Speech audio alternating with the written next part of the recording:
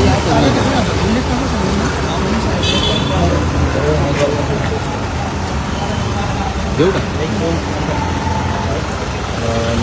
सर्वांना, मी निलेश सुलवे, बहुजन मुक्ती पार्टी महाराष्ट्र कार्यालय। आज आम्ही आता या ठिकाणी मुरबाडला मतदान कक्ष ज्या ठिकाणी मतमोजणी चालू आहे त्या ठिकाणी आहे। आणि आता व्हिडिओ हा बनवण्याचं कारण असं की आज दुपारी म्हणजे आजची तारीख आपल्याला माहितीच आहे, 23 तारीख निकालाचा दिवस आहे। 3:30 वाजता किसन कतोरे त्यांचे एक 25-30 कार्यकर्त्यांसकट पदाधिकाऱ्यांसकट मतदान कक्षामध्ये आले आणि त्यांनी आचारसंहितेचा भंग केलेला आहे।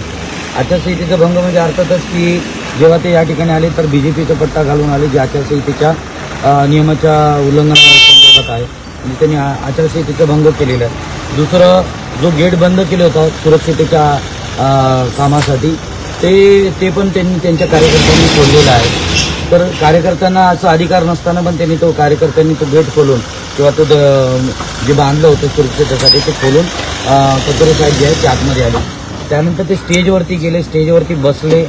जिकडे निवडणूक अधिकारी बसतात त्या ठिकाणी कुठल्याच उमेदवाराला तिकडे अलाउड नव्हतं, तिकडे परवानगी नव्हती, परंतु ते स्वतः जाऊन तिकडे बसले। आणि मुळात 3:30 वाजता कमीत कमी 4 ते 5 राऊंड बाकी होते, ते अधिकृतपणे उमेदवारी त्यांची किंवा त्यांचे जिंकण्याची किंवा ते जिंकलेले आहेत किंवा त्यांना बहुसंख्य मताने ते जिंकू आलेले आहेत अशा पद्धतीचं काय डिक्लेरेशन झालं नव्हतं। म्हणजे 3:30च्या सुमारास अजून 4 राऊंड असताना सुद्धा स्वतः किसन कतोरे त्यांच्या कार्यकर्त्यांसकट आले आणि त्यांनी स्वतः या ठिकाणी आचारसंहितेचा भंग केलेला आहे।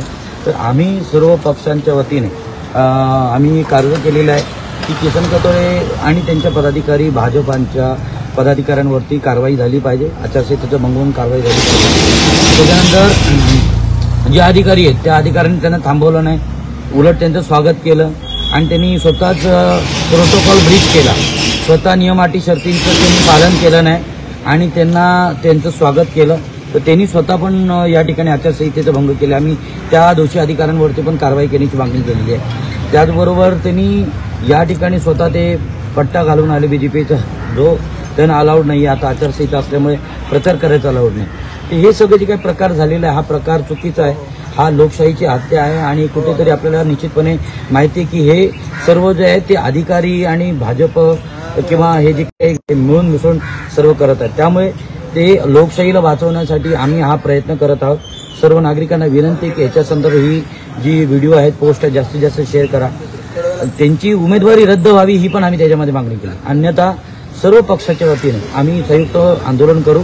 आणि यावेळेला जर का कायदा सुव्यवस्थेचा प्रश्न निर्माण झाला तर पोलीस प्रशासन, निवडणूक अधिकारी आणि त्यांचे सर्व जे विभाग आहे ते त्याच्यासाठी कारणीभूत असतील, त्याच्यासाठी जबाबदार असतील असं माझं म्हणणं आहे। धन्यवाद। नमस्कार, मी संगीता केंद्रेकर, महाराष्ट्र नवनिर्माण सेनेची अधिकृत उमेदवार। मी सर्वप्रथम सांगू इच्छिते की सत्तेचा गैरवापर हा कशा प्रकारे केला जातो याचं ज्वलंत उदाहरण आज मुरबाड विधानसभा मतदारसंघात जिथे मतमोजणी चालू होती तिथे आम्हाला बघायला मिळाली। जरी आम्ही पक्षाचे अधिकृत उमेदवार असलो, आम्हाला ज्यावेळेला आतमध्ये बोलवलं गेलं त्यावेळेला आमच्याकडनं सगळ्यांकडनं मोबाईल काढून घेतले गेले, जे आम्हाला मोबाईल स्विच ऑफ करून ठेवायला सांगितले होते। आणि प्रत्यक्षात ज्यावेळेला अधिकृत उमेदवार, विजयी उमेदवार म्हणून जाहीर झालेला नसताना सुद्धा आज कतोरे साहेबांना इथे खुर्चीत बसवलं गेलं। त्यांच्या गळ्यामध्ये स्कार्फ होता, ते गुलालाने माखलेले होते आणि त्यांचे 20 ते 25 कार्यकर्ते हे जे त्या व्यासपीठावर उभे होते, ही खूप निंदनीय गोष्ट आहे, लोकशाहीला काळीमा फासणारी गोष्ट आहे। अशा प्रकारे जर कृत्य जर होत असेल तर सत्तेचा गैरवापर कशा प्रकारे केला जातो याचं ज्वलंत उदाहरण आज आम्हाला डोळ्यांनी बघायला मिळालं। ज्यावेळेला 4 राऊंड बाकी होते ते 4 राऊंड बाकी असताना सुद्धा आणि अधिकृत उमेदवार हा विजयी झालेला असं कुठेही घोषित झालेला नसताना सुद्धा हा आचारसंहिता भंग केलेल्याचा आरोप आम्ही इथे करत आहोत त्यांच्यावरती। त्यामुळे यांच्यावरती कारवाई व्हावी आणि संबंधित जे अधिकारी आहेत त्यांच्यावर सुद्धा कारवाई व्हावी। पोलीस प्रशासनाने याचं खरोखर आम्हाला याचं उत्तर द्यावं। त्याच्यासाठी आम्ही जे पत्र आहे ते आम्ही त्यांना पत्र दिलेलं आहे, त्या पत्राचं उत्तर आम्हाला जर मिळालं नाही तर येत्या काही काळातच आम्ही आंदोलन करू। धन्यवाद। अतिशय संतापजनक प्रकारे आणि लज्जास्पद पण आहे की सगळ्या गोष्टीला डिक्लेरेशन न होता डायरेक्ट येऊन आपले अधिकारीच त्यांना डायरेक्ट वाह करत उभे राहून त्यांना स्वतः तिथे बसून चहा पाणी नाश्ता विचारतात।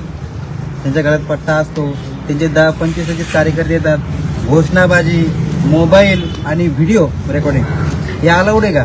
तर या सगळ्यांनी नियम धाब्यावर बसवले आणि फक्त नियम आमच्यासाठीच का? आम्हीच नियम पाळायचे, यांच्याकडे नियम नाही. या सगळ्या गोष्ट आहे, याचा आम्ही धिक्कार पण करतो, निषेधही करतो. पाटील